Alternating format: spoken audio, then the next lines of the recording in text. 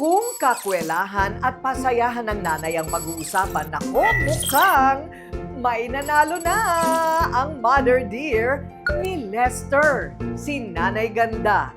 Inborn ang pagka-charming. Si Lester, nako, kalog din.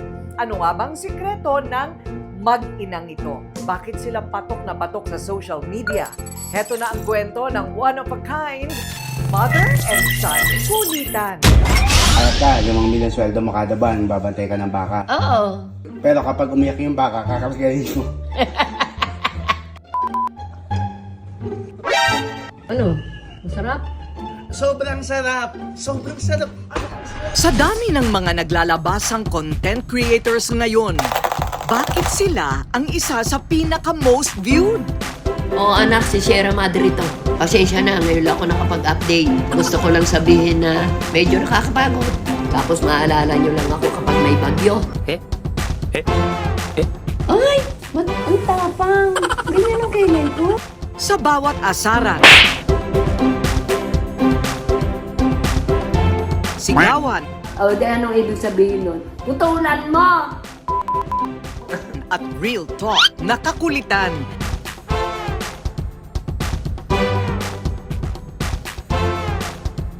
Bilis mo nang mapagod, no? 30 ka na kasi. Shout out sa mga katandaan dyan. Nak, kailan sahod? Oh, sa mga katandaan dyan, wag puro rejuve. Galaw-galaw din. Abay, bentang-benta lahat yan sa netizens. Parehong walang preno sa opinyon. Kaya talaga nga namang napapaisip ang iba. Totoo ba talaga silang mag-ina? Si Ginang Leonida o mas kilala sa tawag na Nanay Ganda at ang bunso niyang anak na si Lester ang isa sa pinaka-favorite vloggers ng mga Pinoy ngayon. Sila ang The Aguinaldos, ang mother and son tandem na milyon-milyon ang views. Ang kanilang pagiging totoo ang dahilan bakit sila minahal ng masang Pinoy.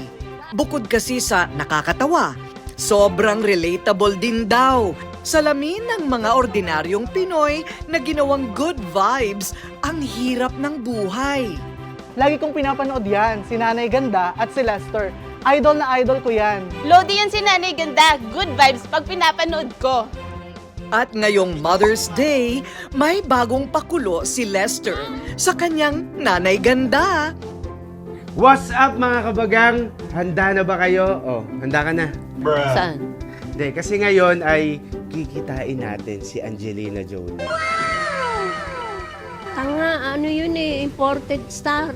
O sige, si Gal Gadot na lang. Sinong Gal Gadot? Ngayon ko lang narinig yung pangalan ng Gal Gadot. Si Wonder Woman yun.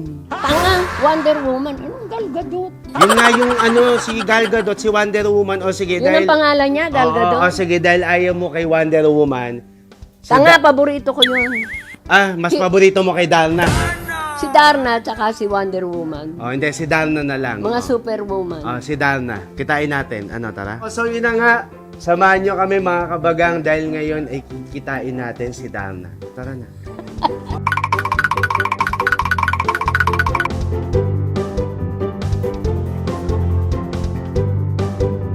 This time, ang kasabwat, no other than yours truly. Follow up ko lang po yung order po namin. Gutom na po kasi si Mama. Ha? Hindi. Ayan na. Ayun na! Ay! Ito ba Thank you in-order po. natin? Opo!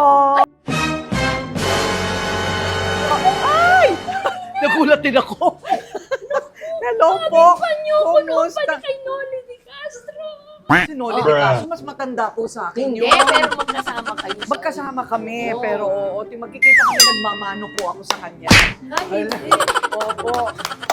Ang samahan nila, natural. Walang kaplastikan on and off cam. What we see is what we get. Bata pa lang kayo, para na kayong komedyante, gano'n? Ay, basta po yung kung anong gusto kong sabihin.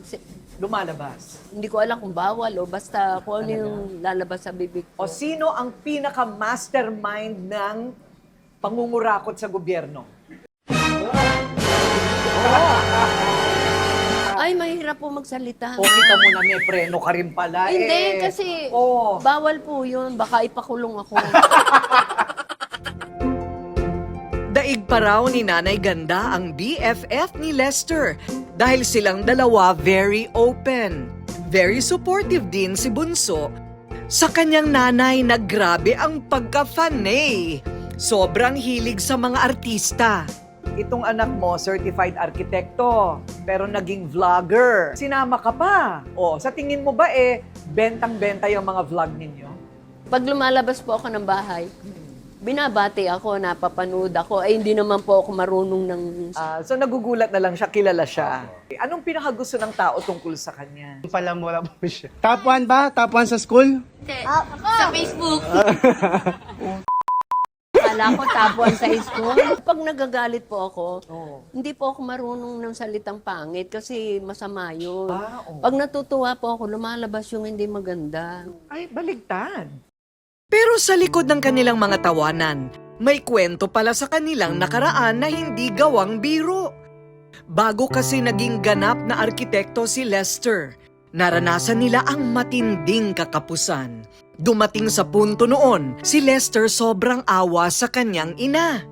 Naaalala mo yung mga panahon na wala kayong kapera-pera? Ay, mula chapel po ng bakabataan ko lalo. Paano nyo naigapang yung pag-aaral? Naging arkitekto pa yung anak mo? Tipid-tipid po. Utang po.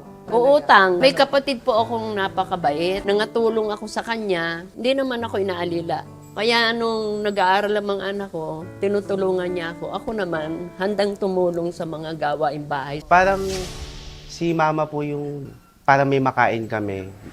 Kunyari, may birthday, siya yung magluluto. Tapos ang bayad na sa kanya yung pagkain. Ikaw, naramdaman mo yung hirap dati? Nararamdaman ko po nung medyo nagmamature na ako. Kasi nung bata pa naman parang kung ano po yung nakasanayan po naman namin, ma'am, hindi naman po kami mapaghanap. Pero nung mas tumatanda po ako, mas nare-realize ko na, yun pala yung nangyayari sa amin. Kumbaga, kami po yung relative na sinasama, yung parang, di ba, may outing po, yung nakaka-LL, nakakaluwag-luwag. Kami po yung parang, ano tawag doon, sabit? Sinasama ko Sinasama sila. para utos-utusan, makasama sa outing, parang ganun po. May mga experiences naman po ako na naging masaya. Ayun. Pero nung tumatanda na ako, doon ko na-realize na, si mama pala yung pag sa family gathering, siya pala yung naguhugas, siya yung nagluluto, while yung iba parang na-enjoy nila yung party. Naranasan din ng pamilya nila ang mabaon sa utang. Lingid kasi sa kaalaman ng marami, si Nanay Ganda may maganda ring puso at kalooban. Siya ay nagpaka-nanay sa mga batang nawalan ng ina. So, ilan kayo magkakapatid? Yung original po 3, pero total po 7. Oh, ano nangyari sa 4? Ano yung original at hindi? Growing up po, akala ko kapatid ko talaga yung... Hmm. Kasi po may mga pinsan po talaga ako na bata pa lang naulila Naulila po. na. So, inadapt po niya yung... So yung kinakayod mo, Sinakripisyo namin Oo, yung para makapag-aral din yung mga... yung 4.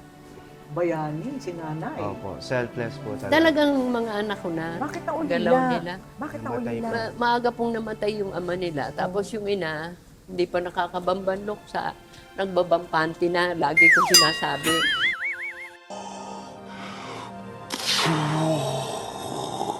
Kumbaga, sumama na sa ibang lalaki. Iniwan talaga. Siyempre, sino pa po mga anak ko na rin yun eh. Pero paano nga ba nagsimula ang mother and son kulitan? So anong feeling, Lester, na yung nanay mo napakakwela? Ano po? Namamroblema ka, no? Opo, nakaka-stress po. Nakaka-stress. Matigas bakit? po yung ulo. Kung dati po ako po yung parang pinagsasabihan niya, ngayon siya na po yung pinagsasabihan. Talagang ganyan na siya, bata pa lang siya, ganyan na siya. Parang sa edad po, ma'am. Nasa edad na Nasa rin. edad. Ano sa edad? Oo. Ako yung tinatanong, ba't mo ako kinakontra? Hindi, wala akong pagbabago. Hindi. The more na umeedad po, para mas tumitigas po yung ulo. Yung ganon. Hindi naman, ma'am. Hindi naman. Hindi po, totoo po yan. Dahil sa pagiging content creator nila, kahit papaano raw umasenso na ang The Aguinaldos. Kakalimutan mo na yung pag-aarkitekto mo. Hindi pa naman po, Hindi ma'am. naman. Kasi nakapag-work naman po ako as an architect. Sadyang naapektuhan lang po ng pandemic, nawala ng work. Tapos yun, dito po nangyari yung pagbablog. dito po ako mas nakakita ng opportunity. At may bagong bahay na si nanay. Mansyones? Ay, hindi po. Hindi naman. Kung Wala ano pa lang nga po pong bahay ang pusa at aso ko Hindi, eh. kung ano lang po, ma'am, yung bahay na kinalagyan po namin. Yun lang po yung pinaayos namin. Pinaayos mo. Pagawin mo daw ng outhouse yung mga aso pusa. Wala pa, opo. Oo. Basta work pa more, enjoy pa more. Yes. Opo, yun po. Oh, di ba? At ngayon, kain pa more. Kainan na tayo. Ayan. Naging inspirasyon ang kwento ng mag-inang Lester at Nanay Ganda. Sa kanilang milyong views, marami ang na-curious. Marami ang gustong maging tulad nilang tagumpay sa mundo ng online. Nanay ganda pa shoutout naman. Nanay ganda, sana makita kita sa personal. So marami ang curious sa mga ganitong klaseng content. Laging sinasabi, ano yan, iniisip mo pa lang? Scripted? O talagang natural sa nanay mong ginugulat mo siya? Ako po yung masasabi ko, ako yung scripted. Kasi ako po yung nag-iisip eh. Oo. Tapos, kaya thankful din po talaga ako kay Lord na binigyan po ako ng nanay na katulad ni Mama kasi ang kailangan ko lang pong gawin is gulatin siya, asarin siya, kung ano po yung reaction niya, ma'am. Yun na po yung lumalabas sa content. Minsan nga po yung na-edit out ko na yung iba kasi parang sobra na eh. Ayon sa pag-aaral, mahigit 80% ng mga Pilipino ay active online users. 50 to 55% naman ang mga Pinoy na nakatutok sa mga vlogging. Umaabot din daw sa halos 54 hours ang average weekly time spent nating mga Pinoy sa social media. Ibig sabihin, nasa 7.7 na oras kada araw ang ating ginugugol sa online world. Ang dahilan, takasan ng stress, matuto at tumawa. Pero sa kaso ng mag-ina, mas naging positibo ang epekto ng social media sa kanila. Ito na kasi ang kanilang naging kabuhayan. Higit sa mga views at followers, ang pinakamahalaga sa tandem na mag-ina ay yung mayroon daw natututunan ng tao sa kanilang buhay. Ang samahan ng mag-ina na walang iwanan. So ngayong Mother's Day, ano ang gusto mong sabihin sa mama mo, Lester? Hindi yun, ang seryoso nito. Ay, iiyak Puro siya. kalokohan pa naman. Hindi, yun gusto ko lang mag-thank you sa buhay mo. And syempre kung di ka naman nabuhay, wala rin ako sa mundo. And super proud ako na ikaw yung nanay ko. Kasi hindi lang ako yung napapasaya mo. Napakarami ng mga taong napapasaya mo. And yun, mabuhay ka hanggang gusto mo. Yung tipong patay na kami lahat, ikaw na lang yung buhay sa mundo. Hindi, pero sobrang proud ako sa'yo. Thankful ako sa inyo ni Papa. Sana sundan niyo pa ako. Oh, Nay. Ibang Hindi. klase. Pero happy Mother's Day, Mama. Thank you. Deserve mo ang lahat ng happiness at lahat ng blessing sa mundo. Maniwala ka. Ay, basta po malakas at malulusog, okay na po yan. Okay. Oh, Dahil- wow! Happy Ay, Mother's Day. 1.5 na lang. Ayan. 1.5, Mama. one time. Thank you. Pinresyohan yung bulaklak. Ano ba? Mabuhay si nanay hanggang gusto mo. Mabuhay po kayo. Happy Mother's Day. Ngayong Mother's Day, hindi lang good vibes ang handog ni Nanay Ganda at Lester sa kanilang mga fans, kundi paalala na minsan ang pinakamakulit na pamilya, sila rin pala ang pinakasolid magmahal sa isa't isa.